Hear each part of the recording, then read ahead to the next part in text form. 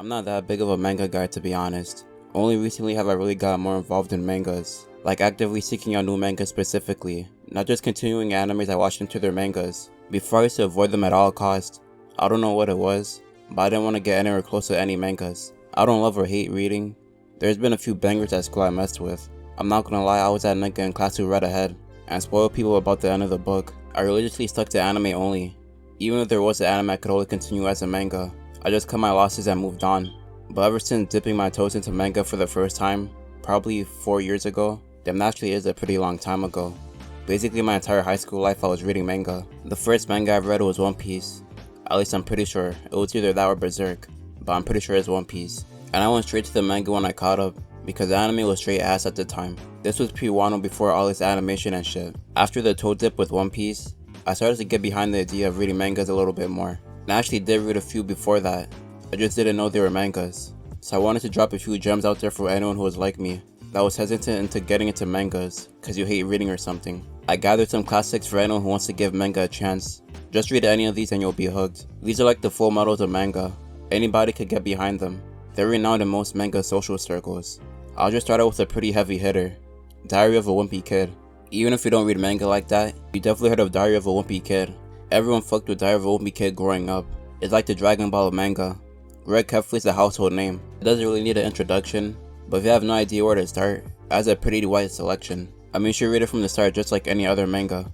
If you just skip to the end, there's lots of lore that's gonna end up going over your head. It will be like you starting One Piece and then skipping all the way to Wano. And mentioning One Piece, it's also a really long series. The longest I'll mention here. They might still be making shit for it today. Diary of a Wimpy Kid has as much or even more arcs than Wano. It has lots of lore for your theorist whore. And even if you aren't, you can just sit back and enjoy the ride. If Diary of a Wimpy Kid is too long for you, you could check out If You Give a Mouse a Cookie. I'm gonna be honest, I don't really remember what it's about. I just remember reading it. I could definitely say it's worth your time though. Just the concept alone should be enough to suck you in. I mean, it's a mouse and a cookie. That's just revolutionary. Don't be surprised if this manga starts the next isekai trend, where everyone starts making their mangas about mouses and some random object. If this ever gets an anime, it will trend globally, easily. Like when Chainsaw Man comes out, it's fitted that will become trending and shit. But if You Give a Mouse a Cookie gets an anime, it will make Chainsaw Man look cute. All your favorite celebrities will start tweeting about it, because it will just be that big. You'll have Elon making a tweet that he'll send the volume of it to the moon. I know people will love it when they find something good before it gets big. That exclusive feeling you get. So get on this shit now because it's only a matter of time. The next one is one that's already established. It's a top charter, everybody knows about it. The Very Hungry Caterpillar. It's one of the forefathers of manga, and it inspired all your favorite animes probably. At the start I said all these mangas are like the Full Metal Alchemist of manga, but Hungry Caterpillar is like the figurehead of all of them. Like if these mangas had their own Mount Rushmore, you see a big ass caterpillar at the center. If you go back deep enough, you can draw almost anything back to the Hungry Caterpillar. If you don't believe me, look at One Piece. In One Piece, the main ability is devil fruits. Obviously, Luffy got his ability by eating a fruit he didn't know was a devil fruit. He was just hungry and he took a bite out of it. Luffy symbolizes the gluttonous nature of the caterpillar and Hungry Caterpillar. Because he's a hungry caterpillar, that nigga just eats and eats. If your favorite shonen MC was Luffy, just know his origins and what inspired Oda. Now if you want more of a horror/thriller, I got the best of the best for you. A lot of people already watch the anime for it, but if you're having goosebumps, it's right up your alley. Most animes aren't scary at all. Really only a few get that sense of horror done right. If you watch the Goosebumps, you know how scary that shit was. It had a haunted dog and a freaky Pinocchio. That shit was peak. If you haven't, just be careful before going into it. Like, don't underestimate it or anything. Not that many things can scare me these days. I got a pretty high tolerance, I would say, but I wasn't born with that shit or anything. Don't get that shit confused.